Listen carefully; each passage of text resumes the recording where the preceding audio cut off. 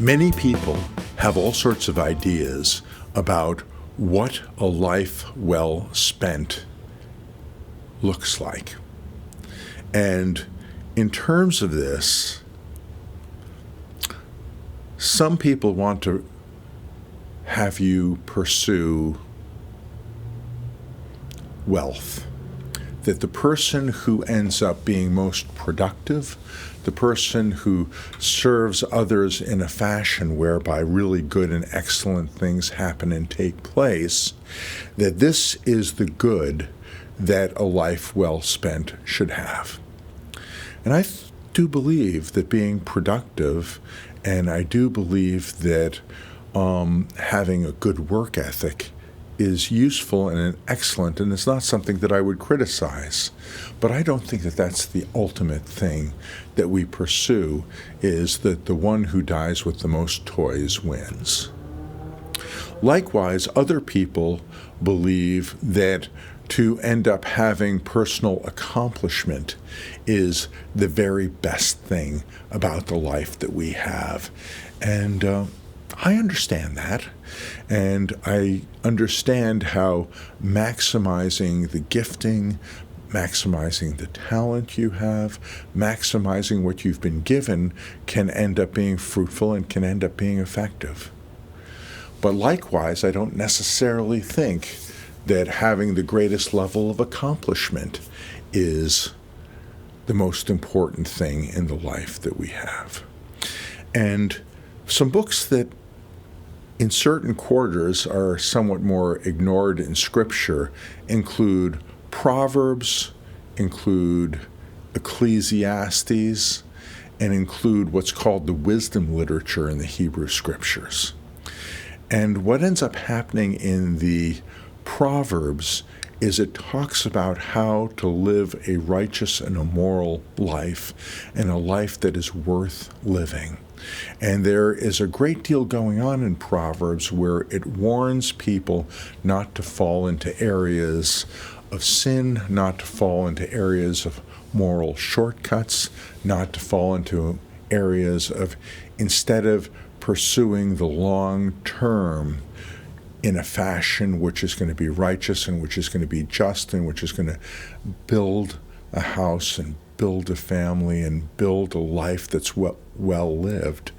It talks about how those who are lazy, those who give in to immorality, those who otherwise fall short of God's standards, how though it looks like they're taking a shortcut and getting an advantage on everybody else, actually they are in a position where they are not going to end up being established in having a good and an excellent life.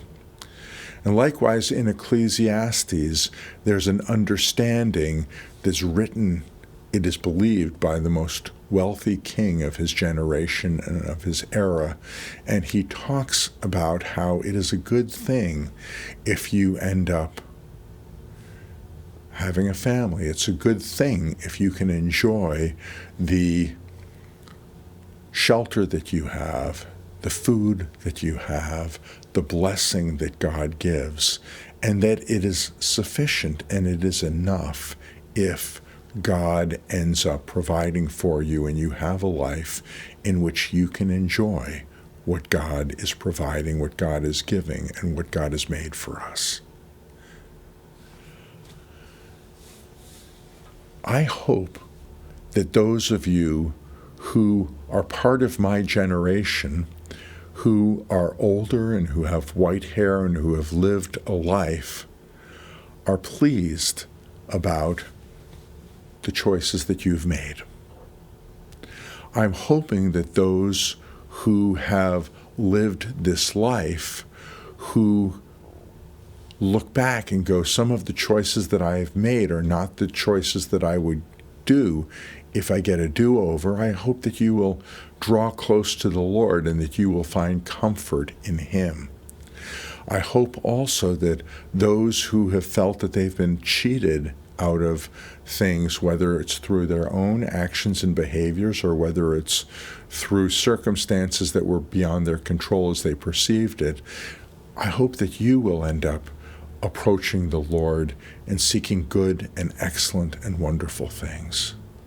And I hope that those who are young, who are considering what choices that you're going to make, I hope that you are going to end up not being tricked or taken advantage of by a world that offers you false values, and instead that you will find that which is wonderful, that which is excellent, that which is a life worth living.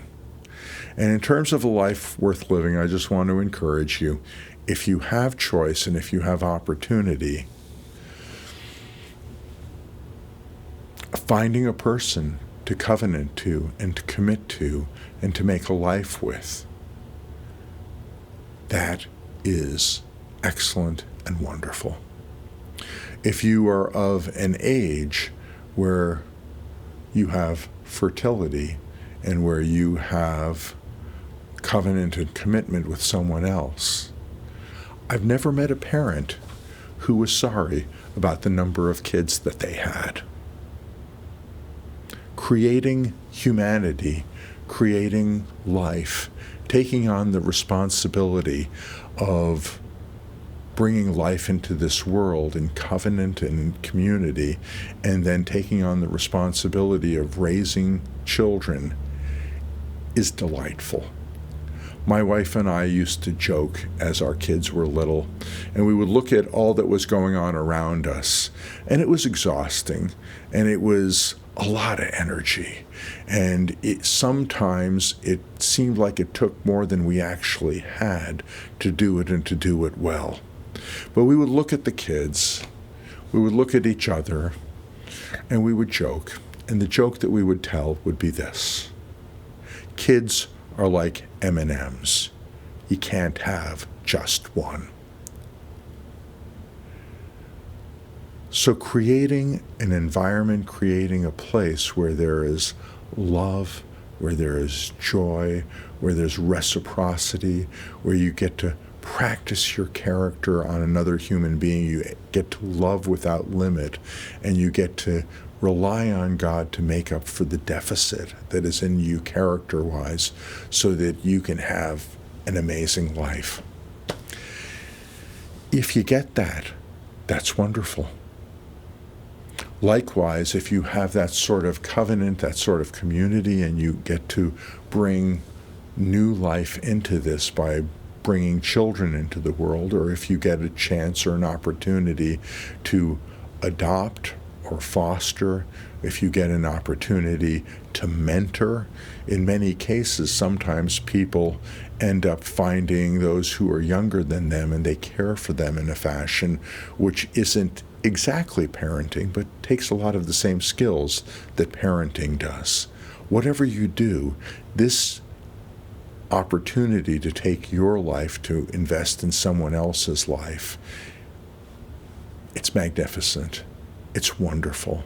And I really want to encourage this, because a lot of people in our era and our time don't believe that this is important, don't believe that this should be done, and often set this aside to a point where they find out that they've run out of time or they won't get an opportunity to do that.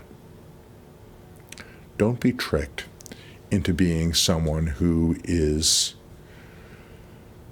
an NPC, who ends up feeding the corporate machine of Babylon, but doesn't get the opportunity to truly live life. Shalom.